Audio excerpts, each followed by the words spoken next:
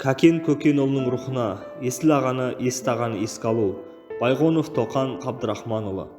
Адалдықтың символы деп айтар адам сен едің. Дәл өзіңдей таза жанды кездестірмей келемін. Адамдық пен мамандықты бірдей биік ұстадың. Бергенің көп жас ұрпаққа, көп еді әлі берерің. Адам жайлы айтқан жөн ғой шындығымен дұрысын. Ұстаз едің ұстап тұрған мектептің бір бұрышын. Қысылғанда, қиналғанда дұрыс ақыл беретін. Дәл өзіңдей ендағы жоқ бүйткен өмір құрысын. Әріптесім ретінде тағы білем өзіңді. Арың таза екендігі әрқашанда сезілді. Біреу жайлы пікір айтсаң тек шындыққа сүйендің. Ғайбаттаған басқаларды байқамаппын кезіңді. Дедің бірде жөн болады бәрімізге түсінген.